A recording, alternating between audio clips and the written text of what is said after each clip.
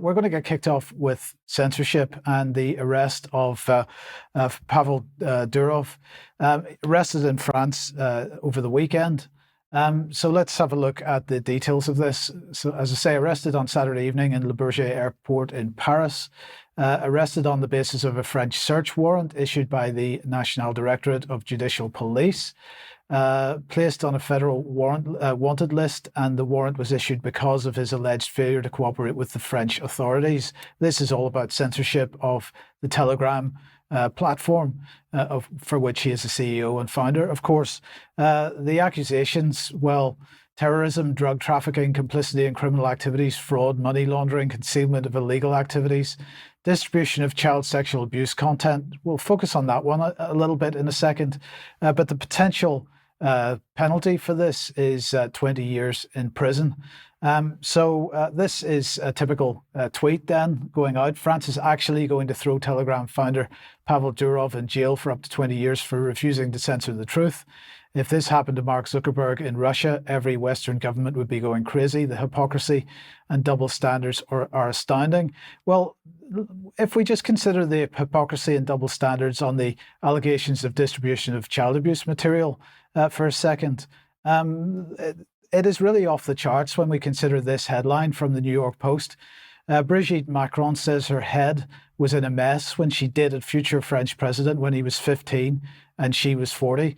If she had done this in the UK, if the pair of them had been living in the UK, she would have been literally considered a paedophile. But because the age of consent in France is 15, she is not, apparently. But certainly in the UK, we have seen stories like this over the years of PE teacher jailed for having intense and passionate affair with female pupil 16, banned from teaching for life. So at 16, within the age of consent, but nonetheless, because she was a teacher, as Mrs. Macron was at the time, was considered to be an abuse of authority, and therefore there were penalties for that. So we put that back on screen for a second.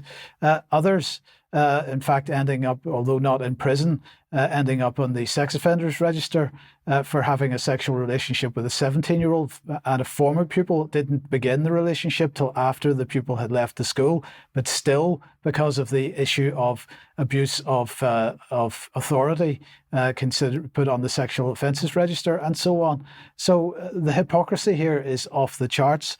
But actually, thanks to Ben for this. He reminded me of this NSPCC report looking at child abuse images on the various platforms and calling on Ofcom to take action and the tech companies to take action.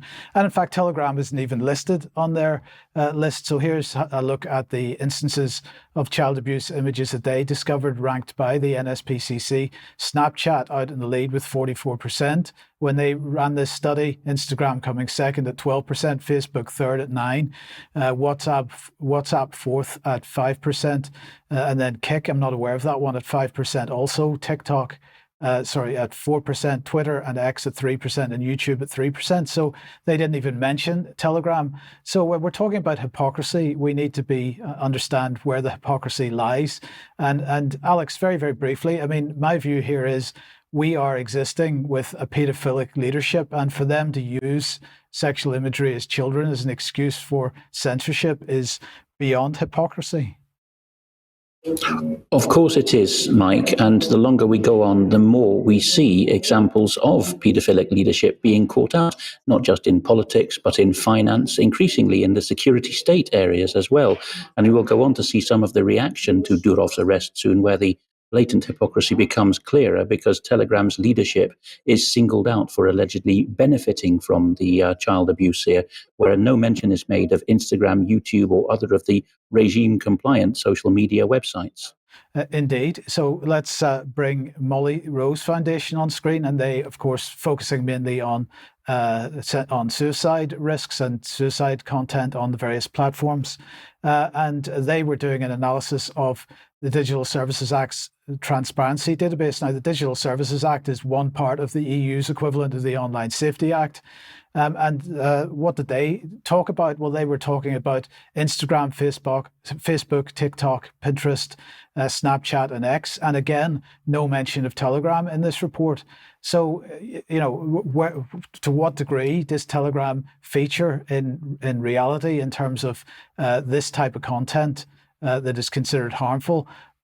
The difference between Telegram and these other platforms is that Telegram is used much more by Russia. It's used by Ukraine as well, but it's also used by activists around the Western world much more than these other platforms are. So that might be perhaps the main reason. But then there's this question of whether actually Telegram provides any serious barrier to the security services of various countries. Because is it really an encrypted messaging app? And of course it isn't. We've been making this point for quite a long time now, but just to take a paragraph from this particular article, Telegram clearly fails to meet the stronger definition. He was talking about the definition of encrypted applications for a simple reason. It does not end-to-end encrypt conversations by default. If you want to use end-to-end encryption in Telegram, you must manually activate an optional end-to-end encryption feature called secret chats for every single private conversation you want to have. The feature is explicitly not turned on for the vast majority of conversations and is only available for one-to-one conversations and never for group chats with more than 2 people in them. And this is a very important point because the focus of the Western governments recently has been on end-to-end encryption, but it's mainly the compliant the compliant platforms that use end-to-end encryption or have the capability of using it by default. Then we have this statement, just to mention, the statement from Telegram Messenger themselves. They say Telegram abides by EU laws, including the Digital Services Act. Its moderation is within industry standards and is constantly improving. Telegram's CEO, Pavel Durov, has nothing to hide and travels frequently in Europe. It's absurd to claim that a platform or its owner are responsible for abuses of that platform, and so on. But in the meantime, then, in the United States, because of course the situation is not really any better over there, they are in the process of increasing the pressure on people that they consider to be foreign actors or people that are acting on behalf of foreign powers, and people mainly that are acting on behalf, as they see it, of Russia, China and Iran.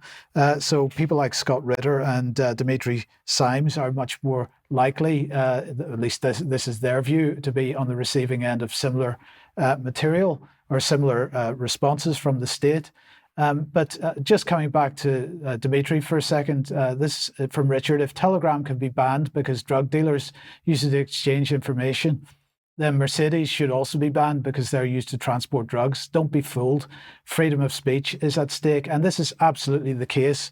And in my view, well, if we go back to 1933 and we look at the editor's law that Goebbels brought in and the Nazi regime brought in, and the quote on this is from Goebbels: I have the natural intention to be and remain the warm-hearted protector of the German press. That was the quote from him at the time when they brought in the editor's law, which saw the absolute removal of any opposition media in Germany at the time. I'm just going to remind you of Matt Hancock from 2019. The Cairncross Review will explore whether intervention may be required to safeguard the future of our free and independent press. And I'm absolutely drawing a parallel between those two quotes.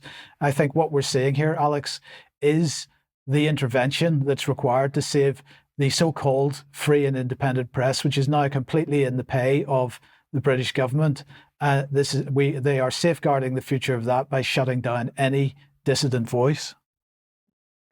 This is a well-known technique, Mike, to qualify a previously previously well understood term with a couple of adjectives. So there was no pretense made that the press was being safeguarded, but the free and independent press. And of course, those adjectives are predefined by the governing clique to mean quite the opposite: those that are controlled by the state and those that follow its line. I apologize in advance for the background noise today. I can't do anything about that, but you'll hear some clattering.